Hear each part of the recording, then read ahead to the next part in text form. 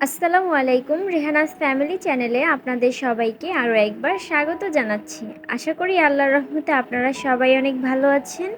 আমরাও আলহামদুলিল্লাহ অনেক ভালো আছি। চলে আসলাম আরও একটি নতুন ভিডিও নিয়ে। আশা করি পুরো ভিডিওটা জুড়ে আপনারা সবাই আমার সাথেই থাকবেন। আজকে আপনাদের সাথে স্বাধীন বাংলাদেশ থেকে বলছি। স্বাধীন বাংলাদেশে বসবাস করে আপনাদের সবার অনুভূতিটা কি? আমার কাছে তো মনে হয় অনুভূতিটা একটুও ভালো না, কারণ দেশের পরিস্থিতি কিন্তু একদমই ভালো না। দেশ তো স্বাধীন হয়েছে, কিন্তু আমরা তো সভ্য জাতিতে পরিণত হতে পারিনি, তাই আমাদের দেশের এতটাই খারাপ অবস্থা। আমরা যদি সভ্য জাতিতে পরিণত হতে পারতাম, তাহলে কিন্তু আমরা ১৯৭১কে ভুলে যেতে পারতাম না। আমরা ২০২৪ পেয়ে ১৯৭১কে কিন্তু ভুলে যাচ্ছি। আমরা তো ২০২৪ পেয়েছি, কিন্তু আমরা ১৯৭১-এর সব স্মৃতিই তো মুছে ফেলছি। তাহলে আমাদের পরবর্তী প্রজন্ম ১৯৭১ সম্পর্কে কিভাবে জানবে?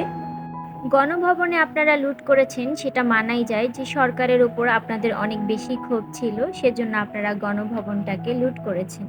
লুট করেছেন তো ভালো কথা, আগুনে কেন পুড়িয়ে দিলেন? বঙ্গবন্ধু সেই বাড়িটা আপনাদের সাথে কি শত্রুতা করেছিল? সেটা তো একটা দর্শনীয় স্থান ছিল। আমরা তো দেশটাকে স্বাধীন করতে চেয়েছিলাম, কিন্তু স্বাধীনতার পর যে এইসব কর্মকাণ্ড হবে এটা কিন্তু আমরা কেউই চিন্তা করিনি। বঙ্গবন্ধুর বাড়িটা দেখলে কিন্তু এখন অনেক মায়া লাগে। সেখানে নাকি একটা কাঁটা চামচ পর্যন্তও রাখেননি ভালো কথা, বাড়িটা তো অন্তত রাখতে পারতেন, কিন্তু সেই বাড়িটাও আপনারা পুড়িয়ে ফেললেন। আর এমনভাবে পুড়িয়ে ফেলেছেন যে সেটা দেখলে এখন যে কারোই ভয় লাগবে। এত সুন্দর বাড়ি আপনারা এক রাতের মধ্যেই সব কিছুই বদলে ফেলেছেন। সেই বাড়িটাকে ঘিরে ১৯৭৫-এর কতই না স্মৃতি ছিল, আপনারা সব কিছু একদম মুছে ফেললেন।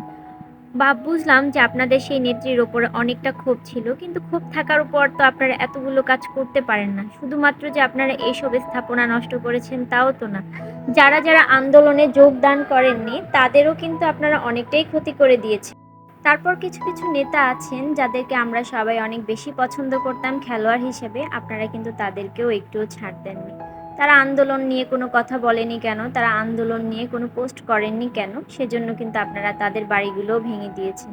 এটা কিন্তু ছাত্র সমাজ একটু আশা করেনি। তাদের বক্তব্য শুনলেই বোঝা যায় তারা কিন্তু এই কাজগুলো একদমই পছন্দ করেননি। তারা চেয়েছিলেন দেশটাকে সুন্দরভাবে স্বাধীন করার জন্য, তারপর স্বৈরাচারী যে শাসক আছে তার থেকে দেশটাকে রক্ষা করার জন্য। একবার চিন্তা করুন যে জাতি এতটা লুটপাট, তারপর আগুন জ্বালাও পোড়াও করতে পারে, সেই জাতির মধ্যে থেকেই তো কেউ না কেউ নেতা হয়ে আবার আসবেন। তো সেই জাতির মধ্যে থেকে যিনি নেতা হবেন তিনি কেমন করে ভালো হবেন, এটা একটু আপনারা সবাই কল্পনা করে দেখুন। তাই বলছি, আমরা তো আমাদের দেশটাকে স্বাধীন করতে পেরেছি, কিন্তু আমরা এখনো সভ্য জাতিতে পরিণত হতে পারিনি। আপনারা যে কাজগুলো করেছেন একবার চিন্তা করে দেখুন, বাহিরের দেশগুলো আপনাদেরকে কি ভেবেছে। ছাত্র সমাজ এত কষ্ট করে এত সুন্দর করে দেশটাকে স্বাধীন করেছে, আর আপনারা সেই স্বাধীনতাটাকে ক্ষুণ্ণ করে ফেলছেন। ছাত্র সমাজ তো বারবার বলছে এই অন্যায় কাজগুলো যাতে আমরা কেউ না করি, তারপরেও কিন্তু আমরা থেমে নেই, অন্যায় কাজগুলো চালিয়েই যাচ্ছি। তবে এটাও কিন্তু তারা বলেছেন যারা এখন অন্যায় কাজগুলো করছেন তারা কিন্তু এর শাস্তিও পাবেন। অন্যায় কাজ যারা করে তাদের জন্য শাস্তিটা তো প্রাপ্যই হয়ে থাকে। দেশে যেই সরকারই আসুক না কেন, আমরা তো সবাই চাই দেশটা শান্তি হোক। তো আমরা সবাই দেশ শান্ত হওয়ার জন্য আল্লাহর কাছে অনেক বেশি দোয়া করব, কারণ আমাদের দেশের পরিস্থিতি একদমই ভালো না। যাই হোক, এবার একটু ভিডিওতে আসি। তো এখানে আমি রান্না করে নিচ্ছিলাম। সকালবেলা তো বারান্দার গাছগুলোকে একটু পরিষ্কার করে নিয়েছিলাম। এখন আর বারান্দার গাছগুলো সেরকমভাবে পরিষ্কার করা হয় না। তো তারপরও যতটুকু পারি মোটামুটি মাঝে মধ্যে একটু পরিষ্কার করে নিই। আবার এখানে দুপুরের জন্য রান্না বান্নাও করে নিচ্ছিলাম। বিশ্বাস করবেন কিনা জানি না, এই কয়েকদিন ধরে ভিডিও দেওয়ার তো কোনো মন মানসিকতা ছিল না, আবার যে আপনাদের কারোর ভিডিও দেখব সেই মন মানসিকতাটাও হয়ে ওঠেনি। ইউটিউবে ঢুকলেই শুধু নিউজের পর নিউজই দেখতাম যে কখন কি হলো, কি ঘটনা হলো। আবার এই একটা টেনশনে ছিলাম যে কখন জানি ইন্টারনেটটা অফ করে দেয়। আপনারা একটা জিনিস খেয়াল করে দেখেন, যেদিন আমরা স্বাধীনতা লাভ করি সেদিনও কিন্তু আমাদের ইন্টারনেট দুপুর পর্যন্ত বন্ধই ছিল। তারপরে সেটা দুপুর ২টার পর খুলে দেওয়া হয়েছে। আমরা ভেবেছিলাম যে হয়তো সেনাবাহিনীর যে বক্তব্যটা আছে সেটা শোনার জন্য খুলে দেওয়া হয়েছে। তার মধ্যে তো আমরা আমাদের কাঙ্ক্ষিত সংবাদটা পেয়েই গিয়েছিলাম। সবাই কিন্তু আনন্দ মিছিল করেছিল। দেখে বেশ ভালোই লেগেছিল। কারো ভিডিও দেখতে পারিনি বলে খুব বেশি যে একটা মন খারাপ করছি তা না। আসলে দেশের পরিস্থিতি ভালো না যেখানে, সেখানে সবার ভিডিও কিভাবে দেখবো বা নিজে কিভাবে ভিডিও ছাড়বো, নিজের মন মানসিকতা কিন্তু একদমই ভালো ছিল না। আমি জানি আপনাদের অনেকেরও মন মানসিকতা একটুও ভালো ছিল না। এখন যে আপনাদের সবার মন মানসিকতা খুব একটা ভালো আছে তাও না, কারণ এখন পর্যন্ত কিন্তু দেশের সবকিছু ঠিক হয়ে ওঠেনি, তবে আমরা আশা করি খুব শীঘ্রই সবকিছু ঠিক হয়ে যাবে। এখানে হচ্ছে আজকে দুপুরের জন্য একটা ইলিশ মাছ রান্না করে নিয়েছিলাম। ইলিশ মাছটা আর কি গতকাল নিয়ে আসা হয়েছিল। তো দুইটা ছোট ছোট ইলিশ মাছ নিয়ে এসেছি, কি যে দাম! তবে শুনছি এখন নাকি সব কিছুর দাম কমে যাচ্ছে, শুনে বেশ ভালোই লাগলো। কারণ এতদিন ধরে যে আমরা কি পরিমাণে সবজি দাম দিয়ে কিনে খেয়েছি, সবজির কিন্তু এত দাম হওয়ার কথা না। সব কিছুই আর কি সিন্ডিকেটের মধ্যে আটকা পড়েছিলই বলে হয়তো এতটা দাম ছিল। একটা সরকার যখন গিয়েছে দেশের অবস্থা হয়তো এখন ভালো হবে। আমরা জনগণ চাই সবকিছুর দাম হাতের নাগালে থাকুক, সবাই যাতে অন্তত সবকিছু কিনে খেতে পারে, আমরা তো এটাই চাই। শেয়ার বাজারে নাকি সবকিছু অনেক বেশি ডাউন ছিল, তবে একদিনের মাথায় নাকি শেয়ার বাজারে অনেক লাভ হয়েছে। আমি আসলে শেয়ার বাজার সম্পর্কে সেরকম জানি না, তবে খবর শুনে যতটুকু বুঝেছি সেটাই একটু আপনাদের সাথে বললাম। দেশটা স্বাধীন হয়ে যাওয়ার পর তাদের কথা কিন্তু ভীষণ মনে পড়ে। তারা হয়তো আজকে নেই, তবে তাদের রক্তের বিনিময়ে তো আমরা এই স্বাধীনতাটা পেয়েছি। মুগ্ধর সেই কথাগুলো কিন্তু এখনো কানে বাজে, যে পানি লাগবে পানি, এই কথাটা আসলে কখনোই ভোলা যায় না। যখন ফেসবুকে স্ক্রল করি তখন তো সবগুলো পেজ জুড়েই দেখি যে মুগ্ধর কথা, মানে মুগ্ধর কথাটা যখনই মাথায় আসে তখনই মনে হয় যেন কি যে একটা ঘটনা ঘটে গেল। এটা কিন্তু কারোই আশা ছিল না, সে কিন্তু সেখানে মানুষদেরকে সাহায্যের জন্যই গিয়েছিল। তারপরে হচ্ছে আমার একটা ছোট বোন আছে, তাকে বাসায় তালা দিয়ে রেখে এসেছি। এক বাবা তার কন্যাকে ছাদের ওপর আনতে গিয়েছিল, সেই কন্যার মাথায় যখন গুলি লাগলো, একটা ছোট বাচ্চা তার মাথায় গুলি লেগেছে। এক সদ্য মা, যিনি কিনা তার সন্তানকে ঘুম পাড়িয়ে এসে বারান্দায় দাঁড়িয়েছিলেন বাহিরে কি হয় সেটা দেখার জন্য। তো এই সমস্ত অনাকাঙ্ক্ষিত ঘটনা যে ঘটে গিয়েছে, এটা তো আমাদের কারোই কাম্য ছিল না। তবে তাদেরকে খুব বেশি মনে পড়ে যে আজকে তারা নেই, তারা যদি থাকতো তারাও কিন্তু আনন্দটা উপভোগ করতে পারতো।